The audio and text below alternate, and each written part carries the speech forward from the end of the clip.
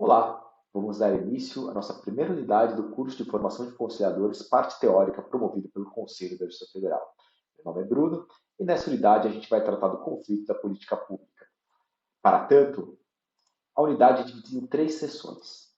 Na primeira sessão, a gente vai tratar da moderna teoria do conflito. Na segunda, das peculiaridades que são recorrentes do conflito que vai para a Justiça Federal. Na terceira sessão, a gente vai tratando da política nacional de tratamento de conflitos e aí também dando maior destaque à Justiça Federal. Tá certo?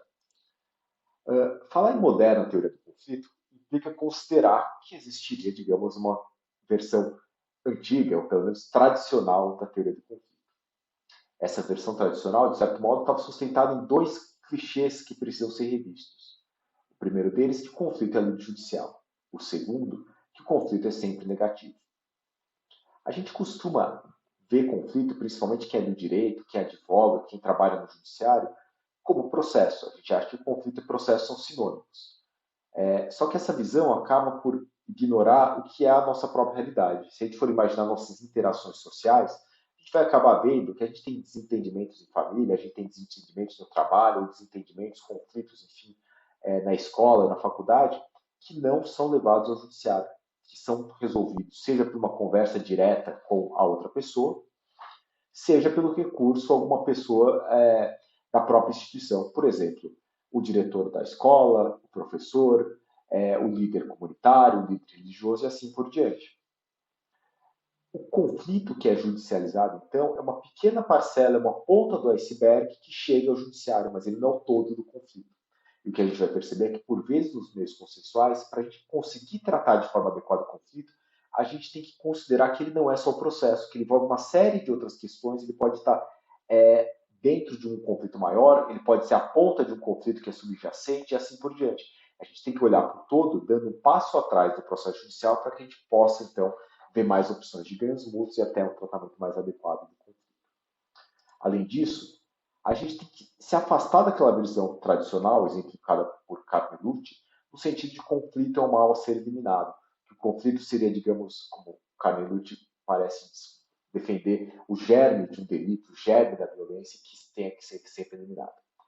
Uma outra visão, baseada até em pessoas que teriam uma formação mais ampla, ligadas à psicologia social, administração e assim por diante, como Morton Deutsch e Mary Parker Foyle, vão dizer que o conflito, ele de certa maneira é neutro, ele pode ser resolvido tanto de forma construtiva ou destrutiva, ele não é inerentemente negativo.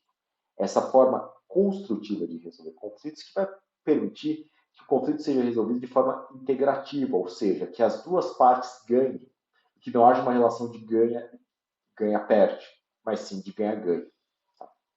Para que a gente possa visualizar melhor essa solução integrativa, essa solução de ganha-ganha, de benefícios mútuos do conflito, a gente pode dar um exemplo trazido da própria Mary Parker Foyle. Ela diz que, certa ocasião, ela estava numa biblioteca, com os vidros fechados, estudando, lendo nessa biblioteca, quando chega uma pessoa que quer abrir o vidro, quer que a janela da biblioteca fique aberta. E aí a gente tem um impasse. O impasse é aparentemente insolúvel. Um quer o vidro aberto, outro quer o vidro fechado. No entanto, quando se vai investigar a raiz do conflito, perguntar por que se quer a janela aberta, qual que é o motivo de um querer a janela aberta e o outro querer a janela fechada, ou seja, indo além das posições, indo para os interesses, como a gente vai ver mais adiante até na outra unidade, mas conversando, eles percebem que uma pessoa, a Mary Parks no caso, o problema dela não era deixar a janela aberta. O problema é que ela não queria que o vento entrasse e batesse no rosto dela. E a outra pessoa queria a janela aberta, na verdade, não é que ela queria aquela janela aberta, ela queria que o ar circulasse. E aí, conversando, eles pegam e falam assim, eles percebem que poderiam, então, deixar uma janela aberta numa sala contígua, numa sala ao lado. Dessa forma, o vento circularia sem bater na cara de uma das pessoas. Aqui a gente tem um exemplo de versão integrativa do conflito. E aí a gente já começa a perceber que ir para uma moderna teoria do conflito, percebendo que o conflito é mais amplo que a lei judicial, que ele pode resolver de forma construtiva, a gente tem um espaço amplo para os meios consensuais, que buscam justamente uma aprofundada investigação do conflito para obter formas de ganho mútuo. Tá? Agora, a gente tem que perceber que o conflito ele se apresenta de diversas maneiras, com diversas nuances. E que na Justiça Federal, a gente vai tratar de um conflito que costuma ser entre um ente público federal, que é a base da competência da Justiça Federal, e um particular, que também são as demandas mais frequentes da Justiça Federal. Seja é sempre o cidadão contra o ente público, seja o cidadão como autor, como réu. A gente tem exemplos variados, como a Caixa e algum mutuário devedor, de contrato bancário ou contrato de financiamento imobiliário, uma pessoa que pede um benefício previdenciário contra o INSS, uma pessoa que está sendo executada pela União Federal por um Conselho de Fiscalização Profissional, alguém que está sendo desapropriado pela União ou por um outro ente federal desapropriante, ou ações de medicamentos em que um paciente pede algum medicamento ou algum tratamento em face da União ou outro ente federativo também, mas pela presença da União acaba indo para a Justiça Federal. É importante perceber aqui, então, que além da presença do ente público federal, é um ente público federal que costuma estar em juízo.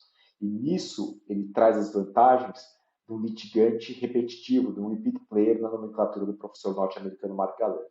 Enquanto do outro lado da demanda, a gente tem um litigante ocasional, um jogador ocasional, ou um one-shotter também na nomenclatura do professor Gallagher. Essa diferença vai gerar, como regra, um notório desequilíbrio de poder. Por quê? Porque quem está acostumado a estar em juízo e que tem a estrutura do ente público, vai conseguir, especialmente na área dos acordos, ponderar quais são os riscos e trabalhar com uma economia de escala. Às vezes fazer acordo em casos que sabe que vai perder e insiste apenas no que sabe que vai ganhar. E assim, trabalhando com essa economia de escala, acabar no todo ganhando, ainda que se perca no varejo. Ganha-se no atacado, ainda que se perca no varejo. Isso não significa que não se pode fazer conciliação ou mediação na Justiça Federal. Mas é importante a gente perceber que existe esse traço, justamente para que, percebendo esse traço, a gente possa atuar de uma maneira mais adequada como terceiro facilitador e, mais especificamente, aqui como conciliador. Dentro dessa ideia, sabendo desse conflito, do tipo de conflito da Justiça Federal, a gente pode ver como que a questão foi tratada, como o uso dos meios consensuais foi abordado na Justiça Federal. No começo, diante dessas características, dessa situação, se falava que não era possível fazer conciliação na Justiça Federal. Ou seja, a gente estava numa fase do pode fazer. Isso foi sendo quebrado gradativamente, mas teve como marco em especial 2002. 2002 é considerado o momento em que, de forma institucional, se começou a fazer o uso de meios consensuais em processo da Justiça Federal, especialmente em casos do sistema financeiro de habitação, do SFH, envolvendo a Caixa Econômica Federal e a empresa gestora de ativos, a Engea. Né? Se costuma apontar que foi em Maringá que se começou a realizar esses procedimentos mais sistematizados de uso de meios consensuais da conciliação especial na Justiça Federal. Em 2002 também houve a implementação dos juizados especiais federais. A lei dos juizados especiais federais, como sabe, é a 10.259 de 2001, mas que foi efetivamente implementada em 2002. E a lei traz uma previsão expressa falando que se pode fazer transação nas ações do juizado. Né? Dentro dessa ideia, e como a maior parte das ações do judiciário era e continua sendo previdenciário, se começou a fazer conciliações de matéria previdenciária. Então a gente começa a ver que nesse começo de 2002 a gente tinha conciliações começando a fazer, né, sendo possíveis de fazer, envolvendo o sistema financeiro de habitação e previdenciário. Com o passar do tempo, em 2010 em especial, com a resolução 125 do Conselho Nacional de Justiça de 2010, que vai tratar da política de tratamento adequado de conflitos, mas dando especial destaque à mediação e conciliação, foi se vendo, foi se consolidando a ideia de que é possível fazer em outros lugares, em outras áreas, né, de conciliação. Então, esse o que pode fazer, que antes ficava restrito a sistema financeiro de habitação e INSS, foi se expandindo. Foi se expandindo para tributário, danos morais contra o correio, danos morais contra a própria Caixa, conselho de fiscalização profissional, casos envolvendo a AGU, como servidores públicos, etc., e assim por diante. Foi crescendo as matérias possíveis. Ao ponto que a gente começou a até achar que, em tese, era possível fazer conciliação, mediação na Justiça Federal em quase tudo. É claro que, no caso concreto, ou determinada demanda, não seria a forma mais adequada de tratamento do conflito, mas que, em princípio, a gente poderia utilizar em praticamente todas as matérias que fossem encaminhadas para a Justiça Federal. Em seguida, em 2015, houve um reforço dessa possibilidade, justamente pelo surgimento tanto do Código de Processo Civil como pela Lei de Mediação. Tá? Só que aí se começou um terceiro grande questionamento, que me parece que é a nossa preocupação atual, de como se vai fazer o uso dos meios consensuais na Justiça Federal. No começo a gente questionava se era possível fazer, depois a gente começou a ver que era possível fazer o uso dos meios consensuais em diversos locais, diversa gama de matérias da Justiça Federal. Só que agora eu acho que está na hora já da gente falar do como fazer, como a gente vai tratar de maneira qualitativa, como a gente pode usar de maneira qualitativa os meios consensuais da Justiça Federal. Há uma preocupação maior na adequação do meio consensual ao conflito, e há uma preocupação maior até na capacitação, na qualidade que o terceiro facilitador deve ter, né, deve empregar na realização da sua atividade para tratar o conflito. Então, são essas três fases que a gente enfrentou. É claro que as fases não podem ser vistas como lineares, como estanques, etc. Pode acontecer de uma localidade, a gente está se questionando se pode ou não fazer, enquanto outra localidade está no como.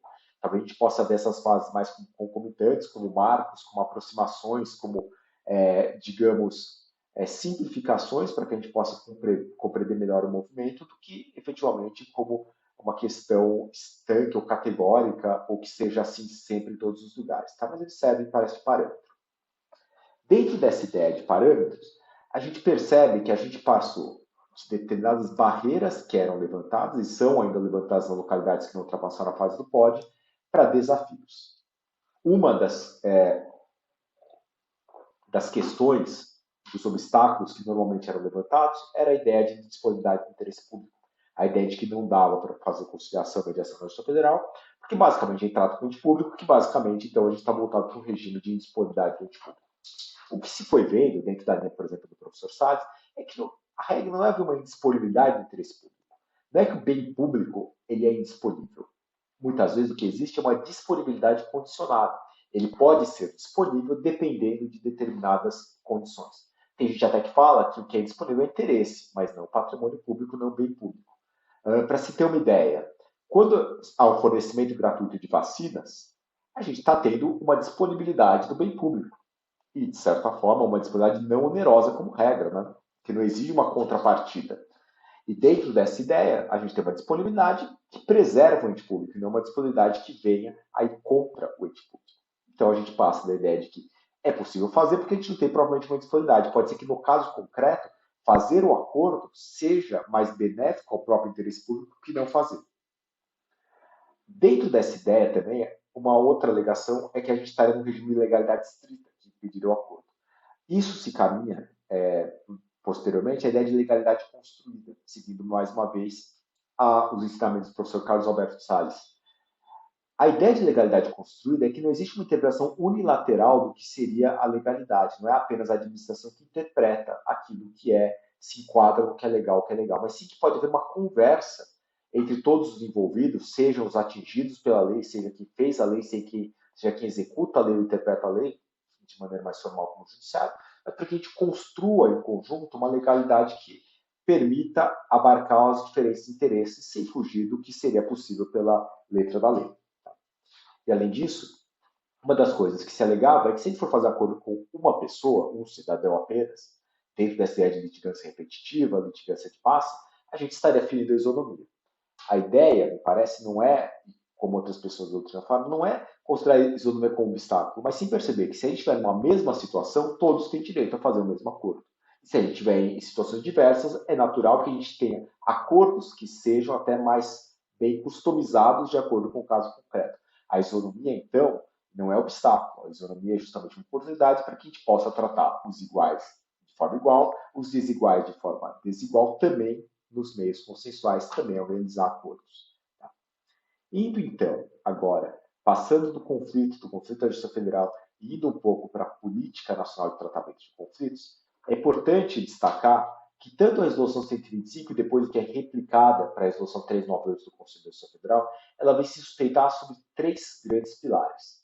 Um dos pilares é o da centralização das estruturas judiciárias, a ideia de que, como regra, a gente vai fazer o uso da conciliação, da mediação, das sessões de mediação e conciliação nos centros judiciários de tratamento de conflitos, de solução de conflitos e cidadania, os CEJUSCs, né? Os centros judiciários de solução de conflitos dessa linha, chamados CEJUSCs, e que na Justiça Federal também assume nomes diferentes, como CEJUSCOM, como SECONS e assim por diante, dependendo da região. A ideia é que a gente tenha locais específicos ou especializados em promover a solução consensual e também promover o atendimento à cidadania, esclarecendo cidadãos que não tenham propriamente um conflito ainda, mas já têm um problema jurídico. No nosso caso, problema jurídico que envolve a Justiça Federal. Além disso, é dada uma grande importância à capacitação daqueles que são responsáveis pelo atendimento desses conflitos nos centros, em especial, claro, aos conciliadores e aos mediadores. É importante que a gente tenha uma capacitação adequada para que o conflito seja tratado de maneira qualitativa pelos meios consensuais. Não se trata simplesmente de colocar para os meios consensuais aquilo que seria menos nobre, menos importante, e daí considerar meios consensuais como a justiça de segunda classe. Sejusques e tratamento por conciliação e mediação não podem ser vistos como fornecimento de uma justiça de segunda classe. E é por isso, para que a gente tenha um adequado tratamento do conflito, também nos meios consensuais, que a gente tem que ter uma adequada capacitação, tanto dos terceiros facilitadores, e aqui eu acredito que possa ser expandido para os servidores que atuam no centro e também para os juízes coordenadores que tratam mais diretamente do dia a dia do Centro Judiciário de Solução de Conflitos de Cidadania. Para que a gente possa ter uma adequada avaliação da política, um monitoramento da política e um aprimoramento, o terceiro pilar que é muito importante é o da estatística. Uma estatística que não seja uma mera contagem de acordos, mas que também permita verificar a satisfação do usuário, seja por meio de pesquisa, seja por meio de entrevistas, seja por meio até de pesquisas mais empíricas mais densas, feitas por universidades, etc. Mas a gente precisa ter essa estatística para que a gente possa avaliar a política e também para que a gente possa avançar na política existente. Tá? Talvez a estatística seja um grande desafio. E a capacitação, como podem perceber, é um grande objetivo do curso, né? Promover uma capacitação de qualidade, formando conciliadores que possam atuar de maneira adequada na Justiça Federal.